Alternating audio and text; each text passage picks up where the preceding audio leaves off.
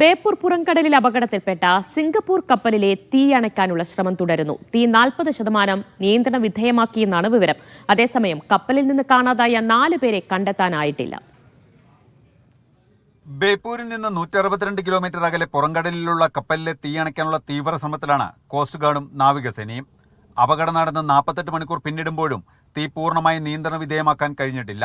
Cost ഗാർഡിന്റെ 3 കപ്പലുകൾ 50 metre അകലെ നിന്ന് വെള്ളം പമ്പ് ചെയ്യുന്നുണ്ട്. നാളെയോടെ കൂടുതൽ കപ്പലുകൾ രക്ഷാദൌത്യത്തിനായി എത്തുമെന്നാണ് വിവരം. കപ്പൽ 10 ഡിഗ്രിയിലേറെ ചെരിഞ്ഞ സാഹചര്യത്തിൽ കൂടുതൽ കണ്ടെയ്നറുകൾ കടലിൽ വീഴാനും താപവാതക അപകടങ്ങൾക്കുള്ള സാധ്യതകളും ഏറെയാണ്. പാരിസ്ഥിതിക പ്രശ്നങ്ങൾ രൂക്ഷമാകുമോ എന്ന ആശങ്കയും ഉയരുന്നുണ്ട്. കടലിൽ വീണ കണ്ടെയ്നറുകൾ കേരള തീരത്തെത്താനുള്ള സാധ്യതയില്ലെങ്കിലും മറ്റ് കപ്പലുകളിൽ ഇടിക്കുമോ എന്ന ആശങ്കയുമുണ്ട്. കൊളംബോയിൽ നിന്ന് പുറപ്പെട്ട കപ്പലിൽ ഞായറാഴ്ച രാവിലെയാണ് തീപിടുത്തമുണ്ടായത്. കപ്പലിലുണ്ടായിരുന്ന 22 പേരിൽ രക്ഷപ്പെടുത്തിയ 18 പേർ മംഗലൂരുവിലെ ആശുപത്രിയിൽ ചികിത്സയിലാണ്. കാണാതായ 4 പേർക്കായുള്ള തിരച്ചിലും തുടരുകയാണ്. മീഡിയ 1 കൊച്ചി.